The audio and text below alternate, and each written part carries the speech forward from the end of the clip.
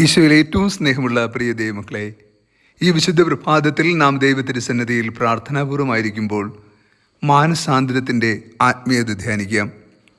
വിശുദ്ധ ലൂക്കാസ് സുവിശേഷം 10-ാം അധ്യായത്തിൽ ക്രിസ്തു ഇന്നേ ദിവസം ഇപ്രകാരമാണ് അരുൾ ചെയ്യുക: കെരാസിൻ നിനക്ക് ദുരിതം, ബെത്സയിദ നിനക്ക് ദുരിതം. നിങ്ങൾ നടന്ന അത്ഭുതങ്ങൾ ടയറിലും സീദോനിലും നടന്നിരുന്നുവെങ്കിൽ അവർ ചാക്കൊടുത്ത് ചാരം പൂശി പണ്ടേ പശ്ചാത്തപിക്കുമായിരുന്നു. നോക്കൂ, എല്ലാവരും അനുഗ്രഹിക്കുവാൻ പഠിപ്പിക്കുന്ന ക്രിസ്തു വേദനയോടുകൂടി ഇന്ന് ബെത്സയിദയെ നോക്കി, കെരാസിനെ നോക്കി ദുരിതം ആശംസിക്കുന്നു. ക്രിസ്തുവിൻ്റെ പഠനത്തിന് വിരുദ്ധമെന്ന് നമുക്ക് തോന്നും. കാരണമുണ്ട്. ക്രിസ്തു പഠിപ്പിച്ച പഠനങ്ങളെല്ലാം സ്നേഹത്തിൻ്റെയും ക്ഷമയുടെയും അനുഗ്രഹത്തിൻ്റെയും പഠനങ്ങളാണ്. നിങ്ങളെ ശപിക്കുന്നവരെ നിങ്ങൾ അനുഗ്രഹിക്കുവിൻ എന്നും, നിങ്ങളുടെ വലത് ചെവിട്ടത്തെ അടിക്കുന്നവന് ഇടതുകൂടി കാണിച്ചു കൊടുക്കുവിനെന്നും, 1 മൈൽ ദൂരം നിങ്ങളെ നടത്തിക്കുന്നവനോട് 2 മൈൽ ദൂരം നടക്കാനും, മേലിങ്കി എടുക്കുന്നവന് കുപ്പായം കൂടി കൊടുക്കുവാനുമൊക്കെ പറഞ്ഞ ക്രിസ്തു ഇന്നിതാ പറയുന്നു, നിനക്ക് ദുരിതം. ക്രിസ്തു യഥാർത്ഥത്തിൽ ആരും ശപിക്കുകയല്ല.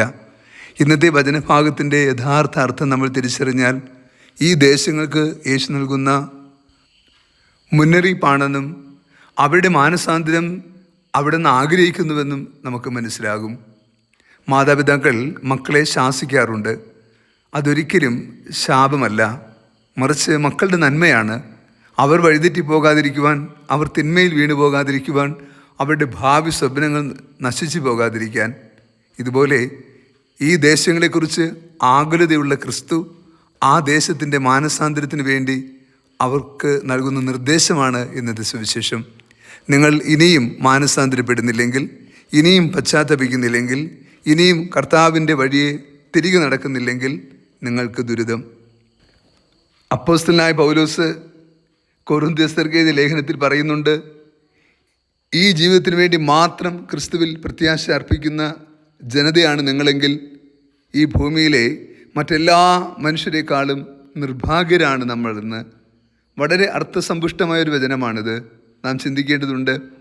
ഈ ലോക ജീവിതത്തിൻ്റെ സൗഭാഗ്യങ്ങൾക്ക് വേണ്ടി ക്രിസ്തുവിനെ അന്വേഷിക്കുന്നുവെങ്കിൽ, അത് മാത്രമാണ് നമ്മുടെ ലക്ഷ്യമെങ്കിൽ നാം നിർഭാഗ്യരായ മനുഷ്യരാണ്. കാരണം നാം വിളിക്കപ്പെട്ടിരിക്കുന്നത് നിത്യജീവൻ സ്വന്തമാക്കുവാൻ വേണ്ടിയിട്ടാണ്. നമ്മുടെ പരമോന്നതമായ ലക്ഷ്യം ക്രിസ്തു ആയിരിക്കുന്നിടത്ത് നാമും ആയിരിക്കുന്നതാണ്. ക്രിസ്തുവിൻ്റെ പഠനത്തിലുടനീളം യേശു പറയുന്നു, ഞാൻ ആയിരിക്കുന്നിടത്ത് നിങ്ങളെയും കൂട്ടിക്കൊണ്ടു പോകും. നാം യേശു ആയിരിക്കുന്നിടത്ത് ആയിരിക്കുവാനുള്ള യോഗ്യത ലഭിക്കുവാൻ വേണ്ടി നിത്യജീവനെ പ്രതി ഈ ലോകജീവിതത്തിൻ്റെ സൗഭാഗ്യങ്ങളിൽ മതിമറന്നു പോകാതെ നിർമ്മല മാനസരായി ജീവിക്കുവാനുള്ള ക്ഷണമാണ് സുവിശേഷം. ഇന്നും നമ്മുടെ നേരെ ആരോഗ്യ വിരൽ ചൂണ്ടിയിട്ട് പറയുന്നു, മകനെ, മകളെ, നിനക്ക് ദുരിതം. നിൻ്റെ ജീവിത വഴി ഇപ്രകാരമാണെങ്കിൽ, നിൻ്റെ ചിന്തകൾ ഇപ്രകാരമാണെങ്കിൽ, നീ ഇപ്രകാരം അനുസരണക്കേടിലൂടെ, ദുശാഠ്യത്തിലൂടെ, ധാർഷ്ട്യത്തോടു കൂടി ജീവിച്ചാൽ അത് നിനക്ക് നന്മയാകില്ല എന്ന് പറഞ്ഞാൽ അത് തിരുത്തുവാൻ നാം സന്നദ്ധരാകണം. നമുക്ക് ഓരോരുത്തർക്കും താക്കീതായി ഉയരുന്ന ഓരോ ചൂണ്ടുവിരൽക്കിടയിലും ക്രിസ്തുവിൻ്റെ ശാസനയുണ്ട് എന്ന് തിരിച്ചറിയുവാനും, മാനസാന്തരപ്പെടുവാനും, തിരികെ വരുവാനും നാം കടപ്പെട്ടവരാണ് എന്ന ബോധ്യമുളവാകുവാനും നമ്മൾ പരിശ്രമിക്കുക തന്നെ വേണം.